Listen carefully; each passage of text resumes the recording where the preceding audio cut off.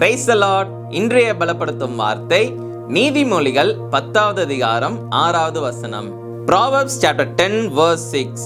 நீதிமானுடைய சிரசின் மேல் ஆசீர்வாதங்கள் தங்கும். Blessings are on the head of the righteous. ஹல்லேலூயா.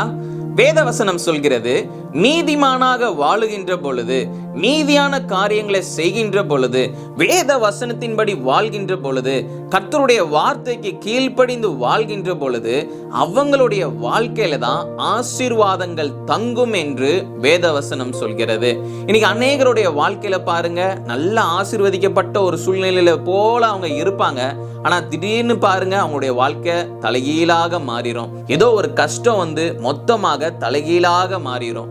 ஆனா இன்னைக்கு நிறைய பேரை நீங்க பாத்தீங்கன்னா, கர்த்தருடைய வார்த்தைக்கு கீழ்ப்படிந்து தாழ்மையாக இன்னைக்கு வாழ்ந்து கொண்டிருக்கிறாங்க, நீதிமானாக வாழ்ந்து கொண்டிருக்கிறாங்க, கர்த்தருக்கு பிரியமுள்ள ஒரு வாழ்க்கை வாழ்ந்து கொண்டிருக்கிறாங்க. அவங்களுடைய வாழ்க்கையில இருக்கிற ஆசீர்வாதங்கள் பாருங்க குறைவே இல்லாம இன்னும் நாளுக்கு நாள் ஆசீர்வாதங்கள் அதிகரித்து கொண்டே போகும்.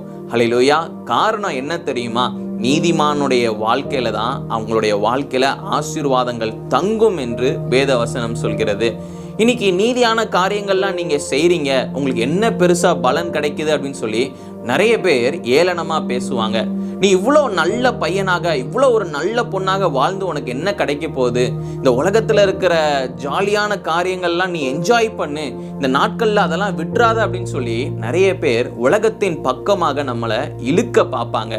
நீங்க சொல்லணும், நான் நீதியான ஒரு வாழ்க்கை வாழ நான் விரும்புறேன், கர்த்தருக்கு பிரியமுள்ள ஒரு வாழ்க்கை வாழ விரும்புகிறேன், எல்லா அருவருப்புகள் கர்த்தருக்கு பிடிக்காத காரியங்களை விட்டு நான் விலக நான் விரும்புகிறேன்.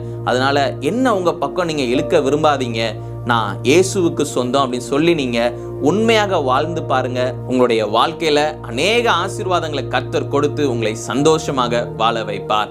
நிச்சயம் கர்த்தர் உங்களை உயர்த்துவார், மேன்மையாக வாழ வைப்பார். நான் உண்மையாக வாழ்றேன், நீதியான காரியங்களை நான் செய்யறேன், ஆனாலும் எனக்கு ஏன் எந்த ஒரு கிரெடிட்ஸுமே இல்லை, எந்த ஒரு பிளெஸ்ஸிங்குமே இல்லைன்னு நினைச்சு கவலைப்படாதீங்க.